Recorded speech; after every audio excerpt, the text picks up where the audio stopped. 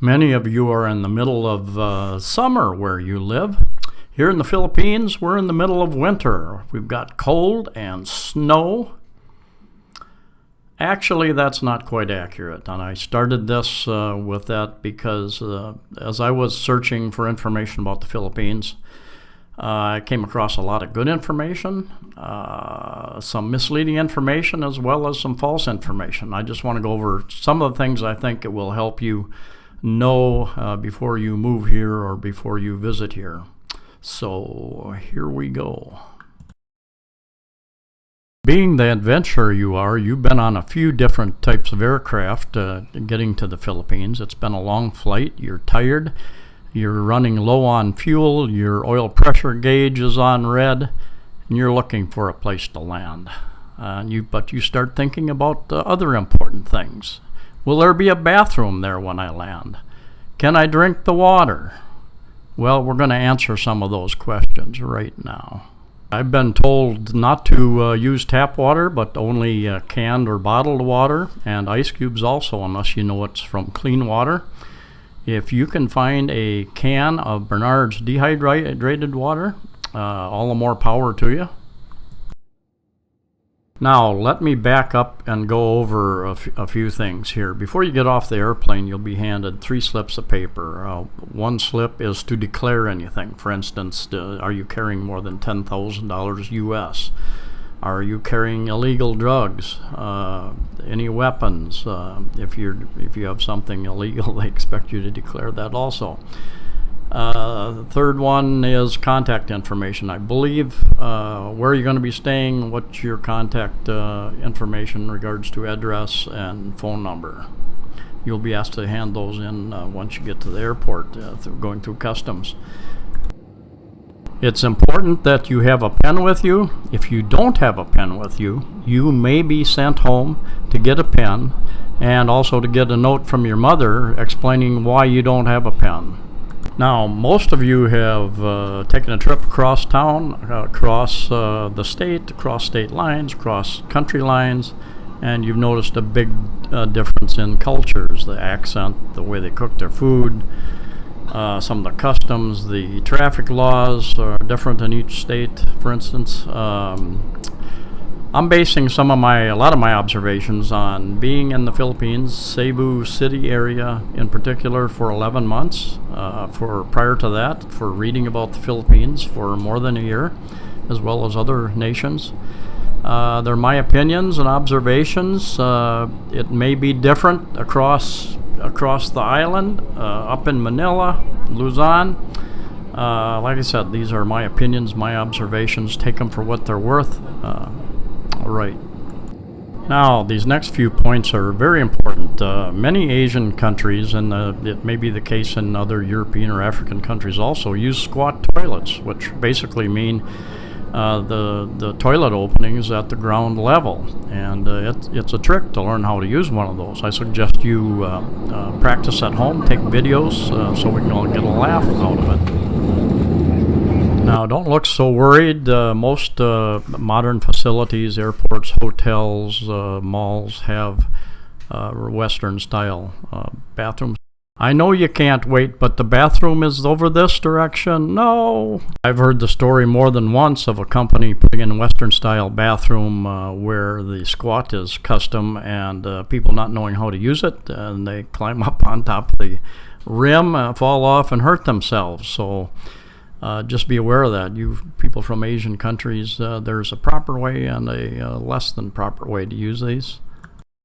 Here are examples of squat toilets. So seriously, practice at home. So if you run across one, you have some idea what to do with it.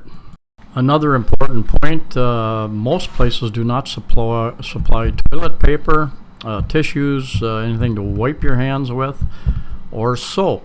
You can buy these miniature toilet paper rolls in the Philippines, but I suggest you bring something with you. I prefer paper towels. I fold them up a couple times and carry 4 or 5 of those with me, so you're prepared. Also bring wipes, some sort of sanitary wipes with you. I've been in malls and even a hospital, where even though they had a dispenser for soap, there was no soap available. You're ready to leave the airport and you need transportation. I'm going to tell you a little bit about Mactan Island Airport, which is right across the bridge from Cebu City. Mention that first because that's what I'm the most familiar with. There are white metered taxis and there are yellow metered taxis. The yellow metered taxis are called airport cabs, and they pretty much leave the airport and they return empty. They cost approximately twice as much as the white metered taxis. For instance, I live approximately 9 kilometers from the airport in the north part of Cebu City, Lahug area, about 5.5 miles. A white meter taxi cost me about 200 pesos. A yellow meter taxi cost me about 400 pesos. Now that's less than $5. The 200 pesos is less than $5. When I've been on a plane and in airports for 25, 30 hours or longer, and I get in at midnight, I really don't care about trying to save $5. I'm going to jump in the closest cab and be on my way. You might find people trying to give you a flat rate instead of the metered. Always insist on going the metered. Any place in town, it should be a better price for you there. So use 200 pesos for a white cab and 400 pesos for a yellow cab as a reference point. Any place in the city, unless you're going north out of town or out down to the outskirts on the south side of town, shouldn't cost you much more than that. So that's a good reference point. There's a company called MyBus who is talking about running buses into the airport. There's also a group, I believe it's a government group, that's planning on the rapid bus transport people, planning on putting buses into the airport. I don't know when that's going to happen or how it will all work out. So keep your eyes posted for that also. Now let's talk about the Manila airport. Something I've heard a lot of horror stories there about taxis trying to rip you off, and the guys that set you up with taxis tried to rip you off. I've read that you should insist on taking a metered taxi. Just find one. And if they refuse to turn the meter on, take their number and get out and go find another one. You're in a hard position sometimes. You need to be someplace, and you need to do what you think is right at the time. I have heard good things about the train system there in Manila. They've got several trains that run in that area.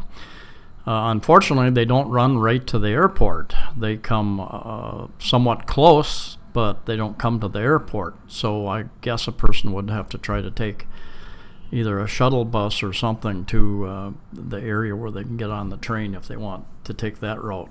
You'll have to investigate that further. I've read a couple articles about it, but it wasn't that clear to me.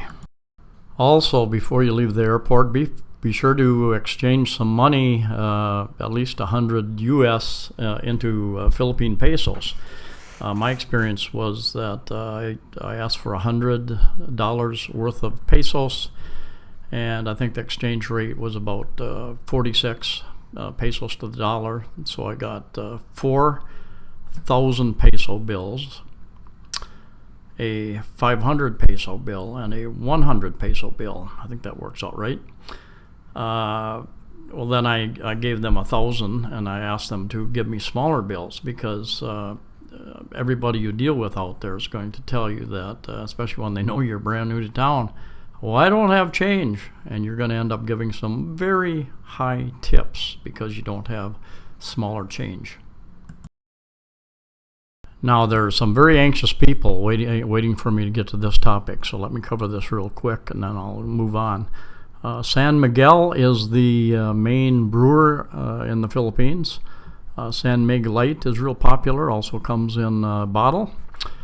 And I can usually buy that at a 7-Eleven or grocery store for about 26 pesos. They also have the pale Pilsen, which I usually drink. I don't drink that much, but that's usually what I drink. There again, I got this from our Sorry store, a little convenience store downstairs. They charge, I think, 44 cents. This is Red Horse. It's extra strong beer. I think it's 7%. And doesn't taste too bad, but I'm kind of a lightweight, so I don't usually drink that stuff. For the women who can drink the men under the table, and they have El Diablo. They import that from someplace. El Diablo, the devil, super strong beer, about 12%, I believe. For all you women who can drink all the men under the table, we have it here, 12%. All right. Now let's talk about everybody's favorite, electricity. Some of you come from countries that operate on 220. If you're from the U.S., we operate on 110. And the question is always a couple things. Will your chargers operate? Will your equipment get blown up by 220? That sort of thing. And let me step back and talk about adapters first. This is an adapter I bought on Amazon from Elago, E-L-A-G-O, Trip Shell 7R, I believe.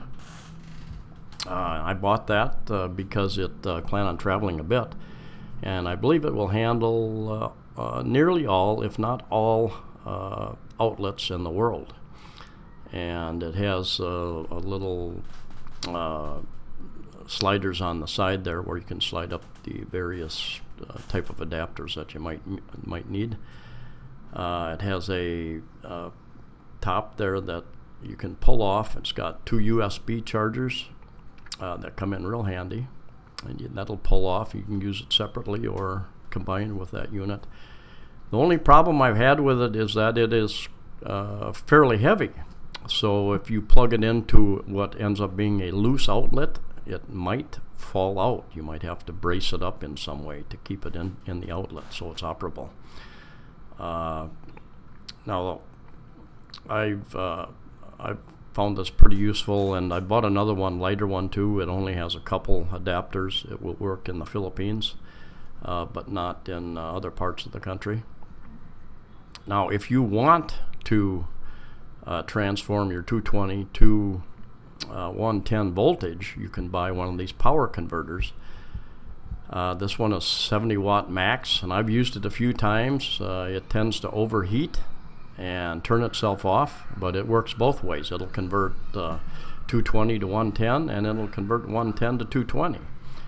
But it works hard, like working on my laptop, and it'll get very hot, and it'll shut itself down. I had bought a larger one in the USA.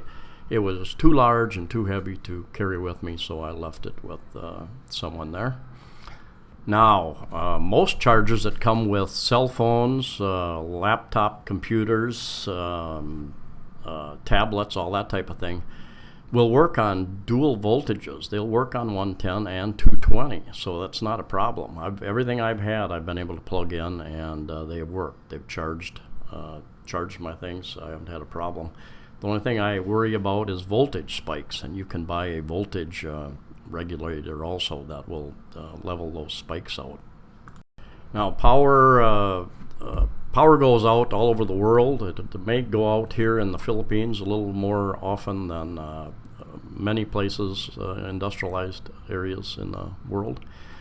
I bought and strongly recommend you buy a solar charger. You can buy them here, large and small. I suspect the one that I bought in the U.S. was a higher quality than what I've seen here. I'm not positive, but this one is big. I went overboard a little bit, I think.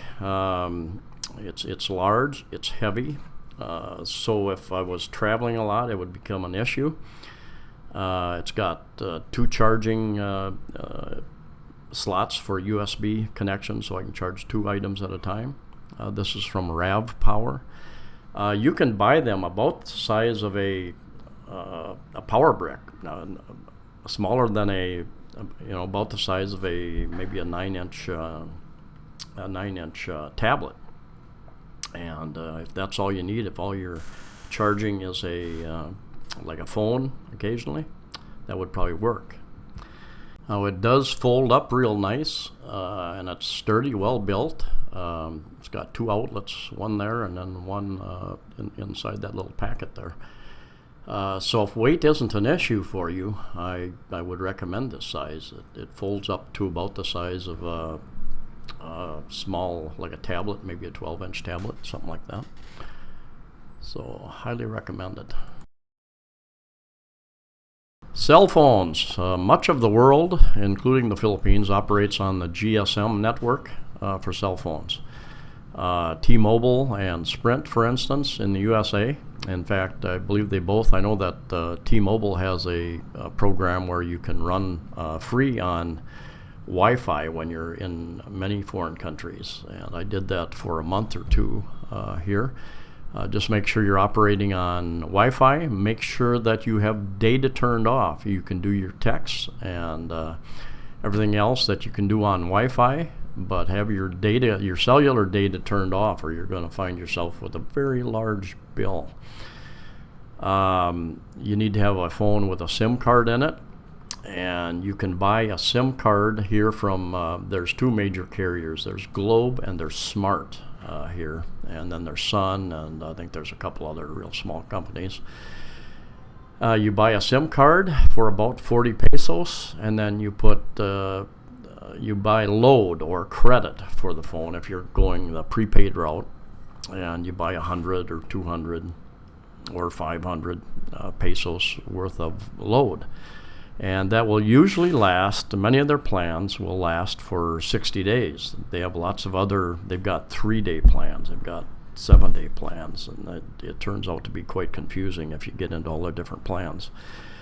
If you're going to be here short term, just buy a short term plan, obviously. You arrived at your hotel room. They give you a key card. You go up to your room and you open the door, and you're looking for light switches. You turn the light switches on and off. There's no power. You're wandering around in the dark, wondering, what's wrong. You run back down to the desk and say, well, there's no power, there's no lights. And they tell you that you have to take your key card and put it in a little slot on the side of the wall, and that turns the power on to the room. And what that means also is that when you leave, you take your key card out, it turns off all your electricity, turns off your lights, turns off your air conditioner. So it may be a little bit warm when you get back. I have found the people of the Philippines to be extremely friendly and helpful, but they always remind me that not everybody is friendly, not everybody is good, so protect yourself. I've done a separate video on pickpockets, and Christopher Lane, he's got a YouTube channel. He's got a good video on pickpockets also. That's Lane, Christopher Lane. But you want to protect your valuables, and I've had a wallet and a phone lifted here, so I've learned the hard way. The Philippines is a beautiful country, and it's a developing country, so there are some challenges here. I've tried to provide you with a little bit of information so that you're a little bit better prepared, and hopefully that will give you a little higher comfort level in visiting here, short-term or long-term. With that, I'm going to end it there, and safe travels, folks.